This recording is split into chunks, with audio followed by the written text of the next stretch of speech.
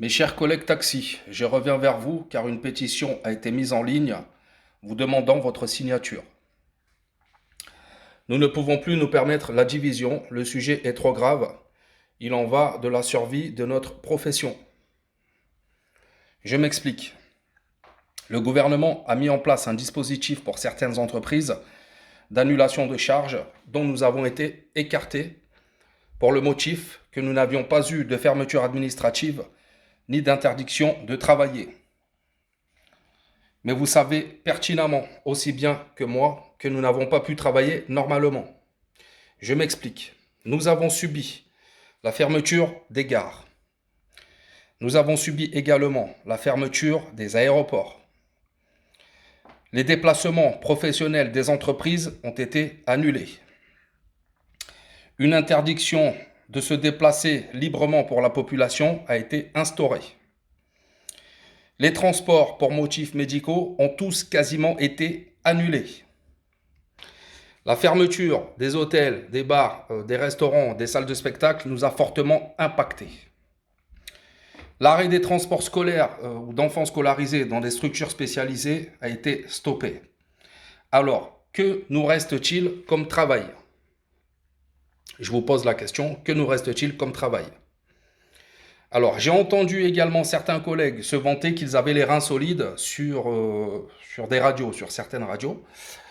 À ces collègues, je leur dis d'arrêter de penser qu'à eux et d'être solidaires avec les 60 000 taxis que nous sommes en France et de profiter de la parole qui leur est donnée lorsqu'ils ont l'occasion pour mettre l'accent sur les vrais problèmes que rencontre notre métier.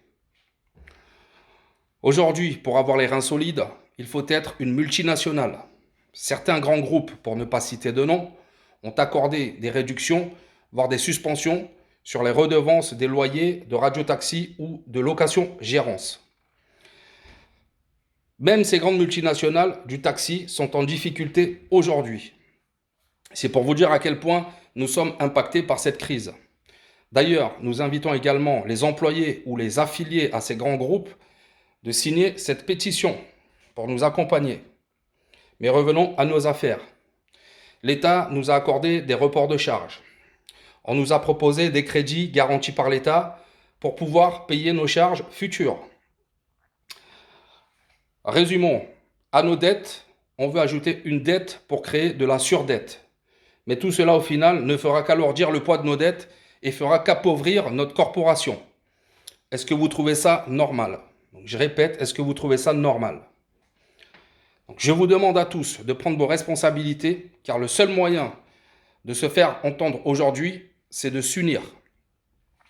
Nous ne voulons pas d'un traitement individuel pour chaque entreprise taxi, nous voulons une exonération de charges pour tous, comme celles qui ont été accordées à toutes les autres entreprises qui étaient dans le même cas que nous, notamment les restaurateurs qui ont maintenu une activité partielle avec la vente à emporter et le secteur du tourisme.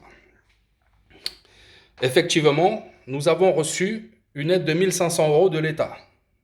Tous l'ont reçu. Mais ce n'est pas avec ces 1 500 € que vous avez pu payer vos charges, vos factures quotidiennes. Par contre, le fait de ne pas avoir eu de fermeture administrative ni d'interdiction de travailler ne nous a pas permis de pouvoir bénéficier d'un ensemble d'autres aides qui ont été mises en place. Par exemple, le dispositif de l'aide de la région.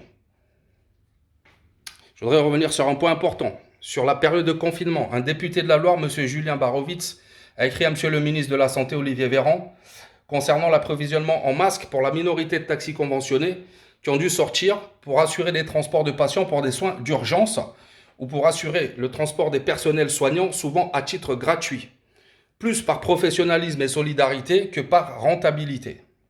La réponse de M. le ministre a été que les taxis n'ont pas vocation à transporter les personnes Covid, que cette attribution n'était destinée uniquement aux ambulanciers étant formés pour cela, ayant un numéro d'agrément de l'ARS. Les taxis n'ayant qu'un contrat passé avec la CPAM, ayant pourtant un numéro d'agrément de l'ARS, ne rentraient pas dans le dispositif d'approvisionnement en masques. Je me pose la question, comment peut-on savoir si une personne est asymptomatique ou pas avant qu'elle monte dans notre véhicule ? Au final, on nous a laissé travailler en nous laissant prendre le risque d'être exposés au virus. Nous avons donc le sentiment de ne pas avoir été considérés. Alors mes chers collègues, on ne vient pas demander l'aumône, on ne vient pas demander une médaille, on demande juste une justice économique et une équité sociale. Un suivi de notre secteur sur les mois à venir, avec un accompagnement et des réductions de charges jusqu'à la sortie complète de cette crise. Il ne tient qu'à nous de faire valoir nos droits face à cette injustice en signant cette pétition. Je vous joins le lien ci-après. Alors, faites la tournée un maximum. Merci pour votre engagement.